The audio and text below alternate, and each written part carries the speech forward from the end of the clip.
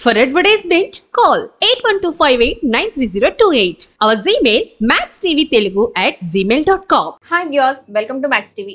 ఈ రోజు మనతో పాటు ఉన్నారు గచ్చిబౌలి కిమ్స్ హాస్పిటల్ నుంచి senior consultant medical oncologist doctor కృపా గారు. నమస్తే మేడం. నమస్తే అండి. ఎలా ఉన్నారు మేడం? నేను బాగున్నాను మేడం. ఆమె senior consultant medical oncologist KIMS Gachibowli అండి. Chemotherapy expert as well as జన్యుపరమైన సమస్య వల్ల క్యాన్సర్స్ వస్తే వాళ్ళకి కౌన్సిలింగ్ కూడా చేస్తూ ఉంటాను. That's one of my area of interest. Madam, అసలు ఈ జన్యుపరమైన సమస్యల వల్ల ఏ క్యాన్సర్స్ వచ్చే అవకాశం ఉంది మేడం? యూజువల్లీ అండి మనం వింటూ ఉంటాం, మా ఇంట్లో వెళ్ళి ఇద్దరు ముగ్గురు ఎఫెక్ట్ అయ్యారండి, మాకేమైనా క్యాన్సర్ వచ్చే అవకాశం ఉందని కపుల్స్ వస్తూ ఉంటారు రెగ్యులర్గా. సో కీమోథెరపీతో పాటు నేను దీన్ని కూడా కౌన్సిలింగ్ చేస్తూ ఉంటాను. ఎందుకంటే మేము మామూలుగా చూసే కామన్ క్యాన్సర్స్ అండి ఇండియాలో బ్రెస్ట్ క్యాన్సర్ ఒకటి, లంగ్ క్యాన్సర్ ఒకటి చాలా కామన్గా చూస్తామండి. ఆడవాళ్ళలో అయితే బ్రెస్ట్ క్యాన్సర్, తర్వాత గర్భకోశకి సంబంధించిన క్యాన్సర్స్ ఎక్కువ వస్తూ ఉంటాయి అనమాట వాటి. సో యూజువల్ ఏంటంటే మనకి జన్యుపరమైన సమస్య క్యాన్సర్ అనగానే ముందు గుర్తు రావాల్సింది బ్రెస్ట్ క్యాన్సర్ అండి, రొమ్ముకి సంబంధించిన క్యాన్సర్. మనం వింటూ ఉంటాం అక్క చెల్లిద్దరికి ఒకటే క్యాన్సర్ వచ్చింది, లేకపోతే ఒకే మనిషికి ఒక రొమ్ము వచ్చి మళ్ళీ తర్వాత ఇంకో రొమ్ము కూడా ఎఫెక్ట్ అయిందని చెప్పి వింటూ ఉంటాం మనం మామూలుగా. అది ఎందుకు వస్తుందంటే మనకి మామూలుగా అమ్మ దగ్గర నుంచి ఒక జీన్, నాన్న దగ్గర నుంచి ఒక జీన్ వస్తుంది. ప్రతి మనిషికి అంతే ఉంటుంది. అమ్మ దగ్గర నుంచి ఒక జీన్ వస్తే నాన్న దగ్గర నుంచి ఒక జీన్ వస్తుంది. ప్రతి మనిషిలో ప్రతి ఒక్క కణంలో అట్లా ఉంటుంది అనమాట. సో ఎప్పుడైనా సరే ఒక మనిషికి జీన్ పర సమస్య ఉందంటే కనుక అది ఏదో ఒక అటు సైడ్ నుంచో ఇటు సైడ్ నుంచో ఒక ప్రాబ్లం ఉంటేనే వస్తుంది అనమాట. సో ఇప్పుడు మన దగ్గర కణాలన్నింటిలో కూడా ఒకటి అబ్నార్మల్ ఒకటి నార్మల్ ఉంటుంది అన్నమాట ఎవరికైతే సమస్య ఉందో. సో ఏదైతే అవయవము ఆ జీన్ సమస్య వల్ల ఎఫెక్ట్ అవుతుందో అవయవంలో వెంటనే క్యాన్సర్ వచ్చే అవకాశం ఉంటుంది అనమాట. ఫర్ సపోజ్ మోస్ట్ కామన్ గా మన జన్యుపరమైన సమస్య క్యాన్సర్ అనగానే మనకి తెలిసేది వినేది ఏంటంటే బ్రాకా అనే ఒక జీన్ గురించి వింటామండి. ఎవరికైతే బ్రాకా జీన్ పాజిటివ్ ఉందో వాళ్ళకి రొమ్ము క్యాన్సర్, తర్వాత అండాశయాలకి సంబంధించిన క్యాన్సర్ అంటే ఓవరీకి సంబంధించిన క్యాన్సర్ వచ్చే అవకాశం అప్ టు 60% వరకు వెళ్ళే అవకాశం ఉంటుంది. బ్రాకా జీన్ అనేది బ్రాకా 1, బ్రాకా 2 అని ఉంటుందండి. మామూలుగా ఎవరైనా కొంచెం చాలా చిన్న వయసులోనే రొమ్ము క్యాన్సర్ వచ్చినా, లేకపోతే ఇంట్లో ఎవరికైనా గర్భసంచి క్యాన్సర్, లేకపోతే అండాశయం క్యాన్సర్, లేకపోతే రొమ్ము క్యాన్సర్ ఉందని చెప్తే మళ్ళీ ఇంకొకటి ట్రిపుల్ నెగిటివ్ బ్రెస్ట్ క్యాన్సర్ అని. మామూలుగా బ్రెస్ట్ క్యాన్సర్ 4 రకాలు ఉంటాయండి. ట్రిపుల్ నెగిటివ్ బ్రెస్ట్ క్యాన్సర్ ఉన్నా సరే మేము వెంటనే జీన్స్ టెస్ట్ చేసి చూస్తాం అనమాట. రీజన్ ఏంటంటే ఒకటి పేషెంట్కి ఏమైనా హెల్ప్ చేయొచ్చా, జీన్స్ టెస్ట్ చేస్తే ఏంటి యూజ్ అని అడుగుతూ ఉంటారు అందరూ. సో ఇప్పుడు ఫర్ సపోజ్ ఒక పేషెంట్ నా దగ్గరకు వచ్చినప్పుడు చిన్న వయసు పేషెంట్ క్యాన్సర్ వచ్చింది, టెస్ట్ చేశాను జీన్. ఆ టెస్ట్ ఎట్లా చేస్తామంటే మామూలుగా ఒక బ్లడ్ శాంపుల్ డ్రా చేస్తాం.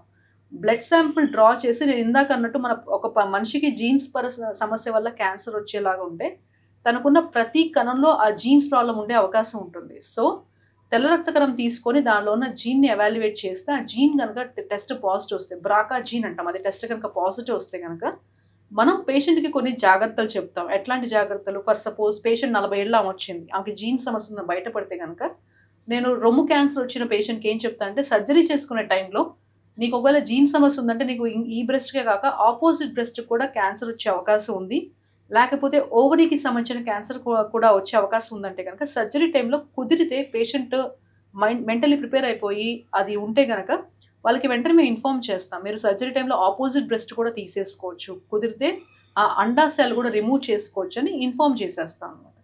అలా ఇన్ఫార్మ్ చేసి మేము రెండు కూడా ఒకే సెట్టింగ్లో తీసేలాగా మేము ప్రవోక్ చేస్తాం, పేషెంట్ కౌన్సిల్ చేస్తాం.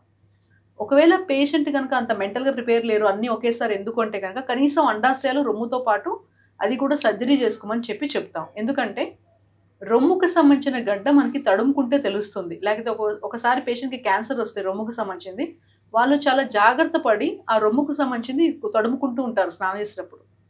ఓవరీకి సంబంధించిన సిమ్టమ్స్ అన్ని చాలా వేగ్గా ఉంటాయి. వేగ్గా అంటే గ్యాస్ వచ్చినట్టుంది, లేకపోతే పొట్ట ఉబ్బరంగా ఉంది, లేకపోతే యూరిన్ ఫాస్ట్గా వెళ్తున్నాను, లేకపోతే షుగర్ వచ్చిందా అట్లా అని అడుగుతూ ఉంటారు పేషెంట్స్ అందరూ.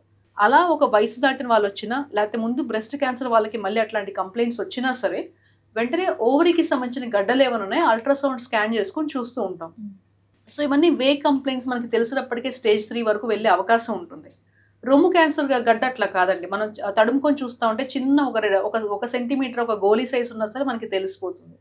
సో అందుకని పేషెంట్స్కి ఎవరికైతే జన్యుపరమైన సమస్య పాజిటివ్గా ఉందో వాళ్ళకి రొమ్ముతో పాటు ఓవరీస్ కూడా ఒకే సిట్టింగ్లో అడ్రస్ చేస్తాం. మనకి బ్రెస్ట్ క్యాన్సర్ కన్నా ఓవరీ క్యాన్సర్ ప్రాబ్లం, ఎందుకంటే అది బాగా తెలిసేటప్పటికే చాలా ఎక్కువ అయిపోయేదాకా పేషెంట్స్ ఎవరు రారు దగ్గరికి, అందుకని. సో ఇది మామూలుగా మేము చూసే మోస్ట్ కామన్ కంప్లైంట్ ఇదే ఉంటుందండి.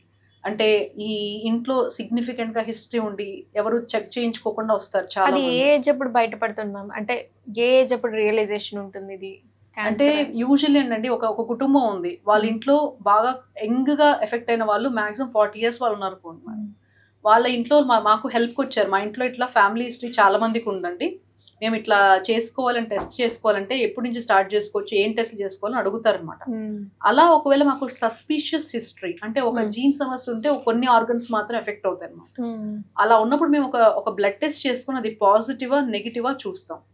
అది పాజిటివ్ కనుక అని బయటపడితే కనుక దెన్ మేము చేసేది ఏంటంటే వాళ్ళకి ఎట్లాంటి టెస్ట్లు చేయాలని ఒక చార్ట్ వేస్తాం.